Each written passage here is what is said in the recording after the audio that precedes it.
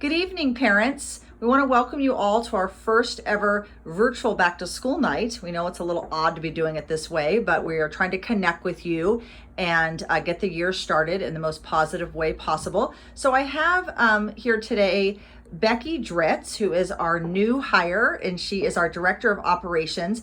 And Becky has a 20-year career history with Clovis Unified as a resource teacher specialist, and works with all the classrooms in the elementary level. So as well, her husband has been a fourth grade teacher for many years at Mountain View. So she has a lot of connections at Mountain View Elementary with the school teachers and understands this distance learning program. So without further ado, I'm going to pass it over to Becky to talk a little bit about that program. Hi, Beck. Hello.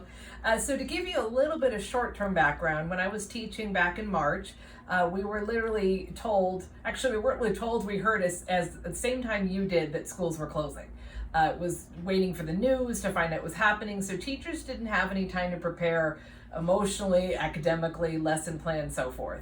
So over the summer, the whole concept was, I was actually on a reopening committee with several administrators in the district, and the whole concept was, how can we make this the best we can, the most normal we can for our kids.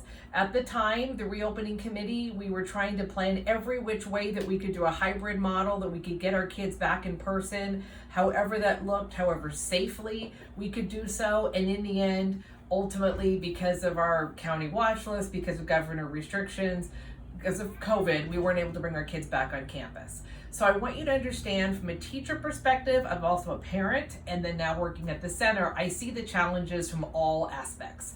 If I've spoken to you about it, I keep telling you that everyone is trying the best they can. The big word in Clovis Unified, and I think throughout nationwide, is grace. We all need to have grace for one another, particularly grace for our kids. Speaking for myself, I have a freshman in high school that sits on her computer all day long, has sat back in her chair far enough that colleagues have called her out on it, saying, you need to sit up, your mom wouldn't like this. And I have a first grader who attended Nancy's school all the way through kindergarten. She's currently in my husband's classroom, and she works on her first grade work independently, and he's now teaching fifth grade, and he works on his. From a teacher point of view, what he's finding is he can only direct the kids so much. He has students that, again, have fallen asleep on a regular basis, and he has to say, wake up, or there's a private chat, I think a lot of you have seen, where you can communicate back and forth, but there's not a whole lot teachers can do to redirect our kids.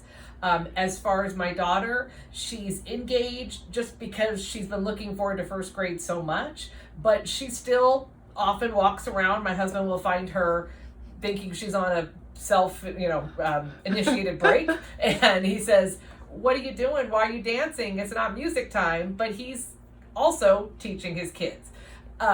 Obviously, ideally, we all want our kids back on campus, but I could tell you there are multiple reasons they're not on, and I think you understand that. So when we all explore this, Nancy came up with the idea we could move all of a classroom to another room and open it up to school-age kids. What we have in there are some really, really good leaders, teachers. We have one who's been a long-term sub in Clovis Unified, is very familiar with kids, with getting them on computers. We have another gal who is very good with the kids, is very technology savvy, and then we have a few other teachers that have been in that are very comfortable with the kids as well. What we don't have is one-on-one instruction. I can tell you, coming from the school setting, everyone would want someone sitting next to their child and helping them, what we call redirecting. That redirecting is, let's get back on task, what do you need to be doing, all the little verbal reminders, but more importantly for a teacher, it's physical. It might just be that little look, I see you, or just a little tap on the desk. If your child were in kindergarten at the school, there would be approximately 28 children to one teacher.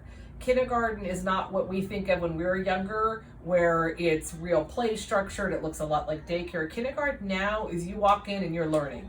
You have a name card, you place your name in the pocket chart to show that you're there, you sit down with a book, you wait for the teacher to take attendance, you're sitting on one place on the carpet. There's just structure from the beginning of the day to the end of the day.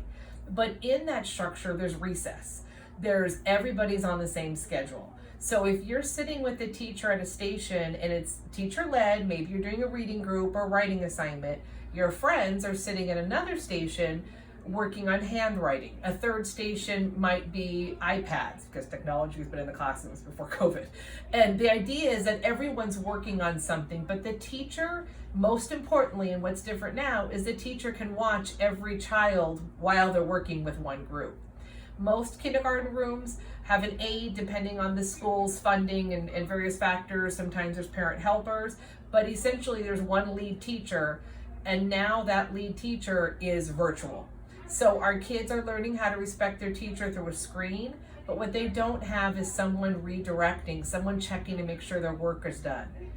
What we have at Nancy's school here at NFCU is we have the teachers at what I would call proctoring. They're walking around, they're helping kids. But please bear in mind, we have, I believe, over 8 schools that our kids are attending, which means different schedules.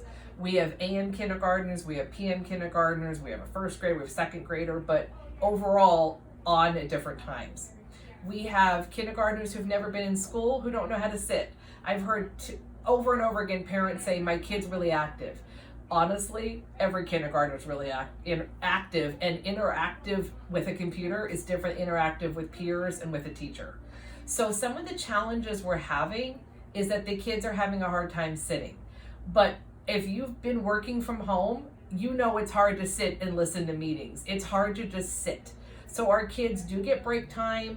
They do have some activities in the room. When their school day is done, they have a time to play, have time to do activities, but then we're asking them to come back to the table and do homework.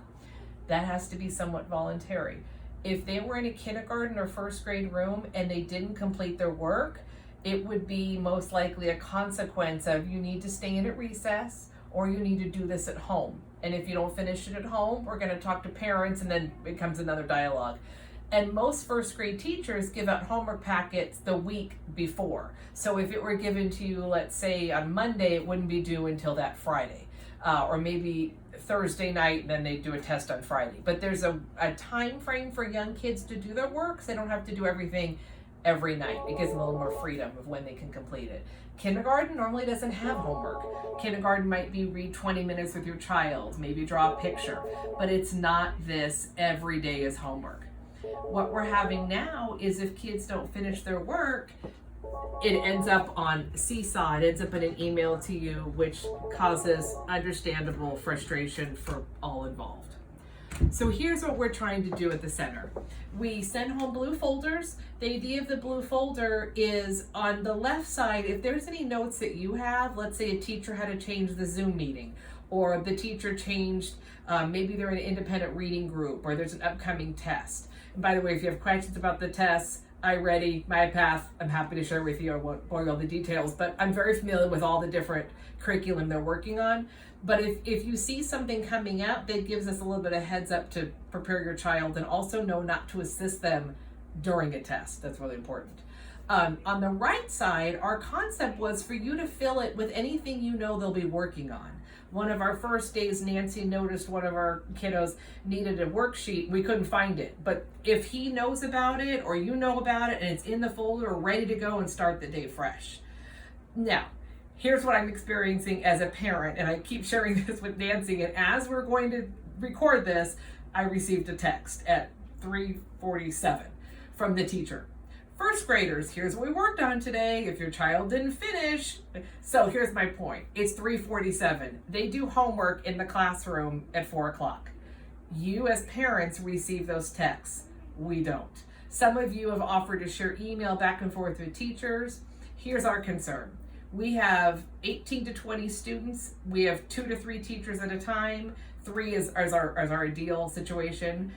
But we also have kindergartners who need help logging on. We have children who need lunch. We have children who snacks. We need to clean. We don't have the ability to reach every child and then find out what they didn't finish that day.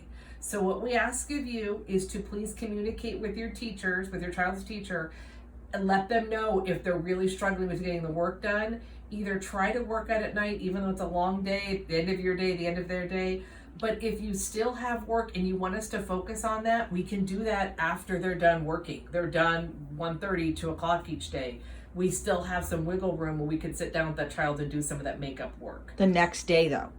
The next The day. next day. The next day. So the choices are then, from what I'm hearing you say, Becky, is that they are going to review their child's work to see what was completed, possibly work on it that night to finish it on time, or communicate to the teacher that they're aware of what was not finished and there's a dialogue between the center and it will be completed the next day. Is that correct? That is correct. Okay. And I'm going to show you a few examples. Can you see this? This is the text I received. This is what the first graders worked on today at Mountain View. Not every school. The other thing I want to show you, and I believe I mentioned it in one of the newsletters, is a Remind app. I have Remind for several different things, but I have a Remind app from the teacher, and it's the same as her text message. So if you have a Remind app, a lot of teachers set that up. And finally, I have a family Seesaw account. Seesaw, a lot of older children use Google Classroom. You might be familiar with Google Docs yourself. Seesaw is for younger kids. It's easier for them to upload, but there's also the ability for you to add it to your own phone. So you can not only see what's missing, you can also give accolades to your child. You can do it through a speaker function so they can listen, or you can write and give a little feedback. And so you have that engagement with your child as well. So the teachers are trying, we're trying, you're trying. I think if we just keep communicating with each other, keep tweaking it, we can really make it the most successful we can for our kids. Becky, if I could, I know you and I have spoke a little bit about the Seesaw and the kids uploading their completed work. Is that possibly a reason that it looks like the kids maybe didn't finish some of the work that day because simply it didn't get uploaded and they're not sure how to do that? The kids are learning. They learn faster than we do. So when they're on the screen, it's a little camera. They press, almost like you're taking a selfie. You press the little camera button, you record. I think some of the struggles is sometimes they don't understand the directions. So like for my daughter, it'll be, I'll use her name, Lily, I see you wrote your sentence, but you didn't read it to me. Or Lily, make sure it's a complete sentence. So maybe she started it, but didn't finish. Okay. Or they're given time in class, and this is what we see when we're proctoring. The teacher says, okay, now I've taught, I'm going to give you all a little time on Seesaw. If you don't finish it, try to get it done. Okay, they're getting it done, but guess what? It's time for Purple Room to go out to break. And so they're not self-motivated enough, they're little, to say, I better stay in and finish this. Gotcha. They're going to go to break. And we don't want to take that time away from them. And we also don't have the supervision to say one teacher will stay in with Sally while the rest go out with 12 other kids. So those are some of the struggles we have. Mm-hmm. But one thing that would be really helpful also is chargers. A lot of parents are telling us the kids aren't on at certain points of the day. We've improved vastly with getting our kids on, and they become more independent. What we don't have is chargers that fit everyone else's. There's so many different computers, they don't all fit. So please make sure every night or in the morning, preferably at night, you have everything set. Make sure they have their charger, their tablet, computer, whatever device they have, as well as their school supplies. And if I may, Beck, Mm-hmm. I've heard several parents say the charger was in there and the teacher's check, the child's check. So if they could put it in the same very obvious front pocket and even label the pocket wherever it's going to be, that it's the charger pocket, and the kids can learn and we can look and quickly get them back on, because sometimes we don't know when it's dying and we want to get them right back on. So if it's labeled and the kids get responsible knowing where to look, I think that would be really helpful. And then also the headphones, learning how to mute and unmute. Weren't you explaining that one child for like 3 days was on mute on accident? Yes, and also if you can keep consistency with the headphones, the earbuds, some are more comfortable than others, but there's less of a contraption. It's just earbuds. Kids are kids, they're going to take them off. They want new ones, they're cute with the ears. But if they could stick with the same headphones and consistently, we did buy a few spare for the classroom, but we have kids using them every day. They're yet to bring their own in. And the idea was those were backups if we should have a problem with a headset. So So I'm hearing if you could headsets just- consistently, learning how to use the mute. So maybe practice that with them. The labeled pocket for the charger, having the laptops charged, and then using those blue folders and communicating. Yes? Yes. Okay. And I can tell you, as a parent, as a teacher, we're all going to learn a lot from this. And the kids will be really technological. My husband says if they return soon, they're probably all going to be on laptops anyway, because they're getting so familiar with how to do all this. So we're doing Okay. our best. We Yeah. appreciate your feedback and your questions. Please keep asking. I'm not in there every day, all day, but I'm in there checking in, and I'm happy to help where I can. Okay, just to reiterate the email to reach us, you can use nfcufresno@gmail.com. So you can reach us through email. You can call us, obviously, at the center, 447-5865. And the teachers, again, are teacher Julie, and Jasmine. And we have a couple floater aides, and they're helping. And then this is Becky Dritz, and I'm Nancy Fuller, for any of you who haven't met me. And we hope that we all have a great year working together. So thank you for watching this video, and have a good evening.